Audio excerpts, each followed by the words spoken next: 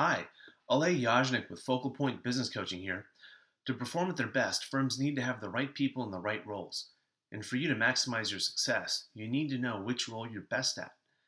There's a simple framework for these roles, and you can leverage this framework to identify personnel gaps in the firm, ensure the right people are in the right seats, and identify the best role in the firm for you. This is the second video in our series. If you haven't already, you may want to watch the first video, Finding Your Fit in the Firm. It's a great introduction to this topic. Today, we'll see how this framework applies to today's world of professional services.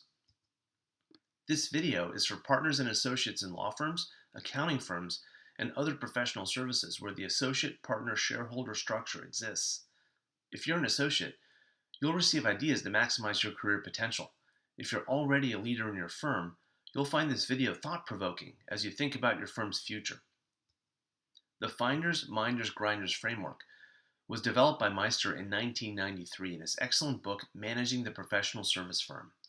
In her book, Army of Entrepreneurs in 2011, Prosek added a new role, Binders. At FocalPoint, our methodology is grounded in reality. Thus, we wanted to share how this model plays out in today's professional services firm. Therefore, it's my pleasure to introduce you to our guest today. Jennifer Bogart is a tax accountant at Goldstein Enright Accountancy Corporation. Goldstein Enright has 3 offices in the Bay Area.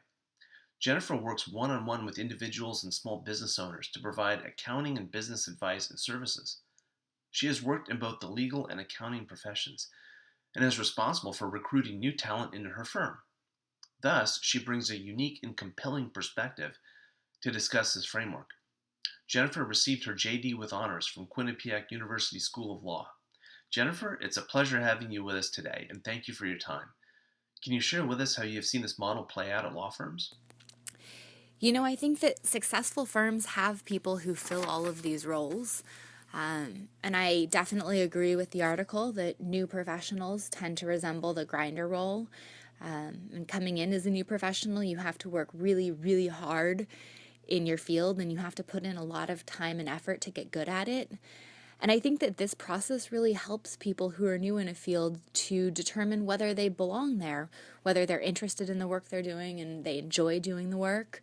And if they do, then they'll start naturally, I think, to have an opportunity to expand their role in their firm and kind of take on some of the other responsibilities outside of grinder. Or stick with grinding if that's what really brings them satisfaction. And at the same time, I think that this sort of entry-level grinder position is a great opportunity for new professionals to realize that if they don't enjoy this work, they may still be able to force their way through that lifestyle and make some nice income, and they may look successful on paper, but maybe this isn't what's going to bring them the most satisfaction and happiness in life, and maybe it's a good time to start thinking about other opportunities, which between private industry and sort of similar corporate careers, there are a lot of other opportunities out there. And how has this model applied to your career? I definitely agree with the idea that you start off in a grinder type of role and that's a great test for whether you belong in a certain profession or not. I personally started my career as an attorney and worked very briefly in corporate compliance, where I immediately knew that I was not interested in the work and I didn't enjoy what I was doing. Unfortunately, I was able to switch over and join an accounting firm and got my CPA license. And my grinder years at the firm I'm with now were a joy.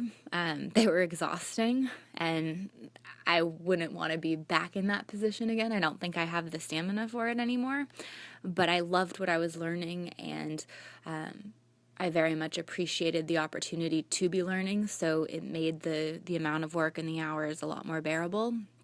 And I definitely think that doing that work has given me the opportunity to grow into other positions. I'd say now, if I was going to categorize myself based on this article, I'm more of play a binder position. I do most of the recruiting at our firm and training of new staff. And I think that that's both a function of my personality, and that is the role that my personality kind of tends toward. But I also think, and this was something that the article didn't really get into, opportunity plays a big role in where people end up. I think different firms need different positions filled at different times, and in my particular case, the binder role was one that was open as I had a few years of experience and was looking to grow into something more. So that was an easy movement for me. But I definitely say that that would be a fair way to characterize sort of my career path. Thank you, Jennifer, for sharing that with us. Given your experience, as well as bringing others into the firm, how does one identify which role is best for them? I mean, I think ultimately these four roles or types really apply to people who have already found a career or a profession that is a good fit for them. And I think that if you're following a path that is a good fit for you, if you reflect on the work you do every day and what you most enjoy about that, it's fairly obvious which role you play. I think that for people who struggle trying to identify which role they are, maybe that's a sign that they haven't found the correct profession yet, and that they're looking for something different.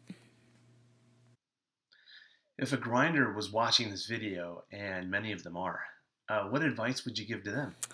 I would say keep grinding, at least if the work's interesting and brings you satisfaction. Getting the hours in and getting that work behind you is what's going to help you grow and determine what comes next in your career, whether it's more hard work and grinding or whether it's moving into more of a different type of role at the firm. And by the same token, I'd say if you're a grinder and you can't stand what you're doing, open your eyes and look around, and maybe it's time to find a path that's a better fit for what you want, because life is too short to exhaust yourself and work that hard for something that you don't love doing. Assuming they love what they do, as we discussed, they may want a change. So, how does someone move from one role to another? In a word, I'd say slowly. I think each role requires kind of a different skill set, and it takes time to build up the proper skills to succeed in each different role type. I definitely think that it's possible to move between the different roles, and I think that people tend to react and make that movement based on what's going on around them and what the firm and what their lifestyle requires at any given time. But I do think it definitely takes some time to cultivate the skills to move between these different role types. So be patient with yourself and know that you probably have a bit of time ahead of you if you do want to move. Now, let's shift our attention to solo practitioners. With four roles, how does this apply to solos?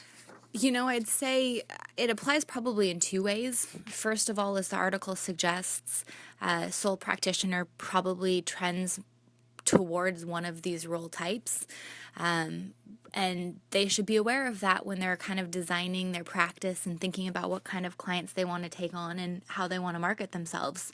If their natural inclination is to be someone who's a binder, they might want to think about practicing mediation or something when they're bringing people together and kind of mentoring people. If you're, in contrast, a natural finder, you should be aware you're probably going to need a pretty good support staff that you can count on if you get satisfaction from going out and bringing in the work, but maybe don't have the easiest time following through and getting it cleaned up. I think the second way that it applies to a sole practitioner is being aware of where they kind of fit in the spectrum of these roles, and then using that knowledge to bring on board outside help in form of consultants or support staff to kind of make up for where they're lacking. If you're in a practice by yourself, you don't probably have the same resources with multiple people around you all the time, so you need to be aware of where you personally can use the support. That makes sense, Jennifer. And so, how does the model apply to small firms? I'd say it applies similarly to small firms as it does to solo practitioners. Again, a smaller firm may not have the capacity to have a separate individual or individuals in each role. So it's important for them to be mindful of which roles they naturally tend towards and to kind of gear or market their practice towards their strengths. and then at the same time to be aware of their weaknesses or where they're maybe lacking in the roles so that they can bring in through consultants and employees and whatever other means they can come up with people who are able to help out on those weaker roles. Sure. And do you see a change with mid-sized firms? How does this model apply to them? More so than the solo practitioners or the small firms, mid-sized firms actually have an opportunity to attract and retain people to fill each of the specific roles. So I think that being aware of this model is great for mid-sized firms in terms of their hiring decisions and planning the long-term direction of their firms. I also think that it's important for them to recognize the importance of all of the different roles as they're negotiating between the managers and the owners of the firm, because as you've got the different viewpoints and the different priorities that the viewpoints bring with them, there's opportunity for friction and potentially disrespect there. And I think that at the end of the day, when you've got these different role types all contributing to a firm, everybody needs to understand and value the input of the people they're working with, even if it's very different from the input that they're contributing themselves. Well said, Jennifer. So, with your recruiting hat on, which role do you think is the most difficult to fill and why? I don't think any of these roles is intrinsically more difficult to fill than any of the others. I think that the biggest challenge for a professional company is to find a way to bring together a high quality team that represents and covers all four roles. And I think each one of these roles is so different that it can be difficult for owners and management that tend towards one role to appreciate the value and need for the other roles, and then to go out of their way to find the complementary pieces that they don't have to complete their team. I think that that's a little bit contrary to human nature, but I think that you build a better team for doing that. So that poses a challenge, I think, to firms. Thank you, Jennifer. Any other thoughts on the model?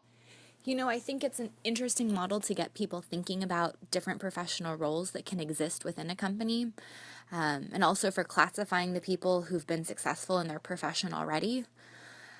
But I do think that if someone is talented in their industry and has gone through that grinder phase and really enjoys the work that they're doing, I don't think it matters which role they play, in the sense that they will naturally kind of gravitate towards the role that brings them the most satisfaction. And if they're good at it, no one's going to stand in their way or try to force them into a different role. So in that sense, I think it's not so important for an individual to understand on their own which role is the best fit for them. I think more importantly, I think is the idea that as you go through the grinder phase and start out your career, that really is your best opportunity for reflection and for trying to decide if what you're doing is the right fit for you. And if it's not, and if it's making you unhappy, I think that that's the perfect time to start looking around and seeing what else you can do, instead of aspiring to move up the chain and really do something that's not going to bring you a lot of joy or satisfaction. Thank you, Jennifer, and thank you to Goldstein Enright as well. We really appreciate your time and your insights, particularly your perspective on building the right team. At FocalPoint, that's a key challenge that we help many of our clients solve. We have more videos in this training series and are creating others, so go ahead and click the like button on this video now, and we can get you the new content as soon as it's available. And if building the right team is challenging for your firm, reach out to us and we'll see if and how we can help. The methodology is well known, and we have years of experience putting it into practice. Take good care, and I'll talk to you soon.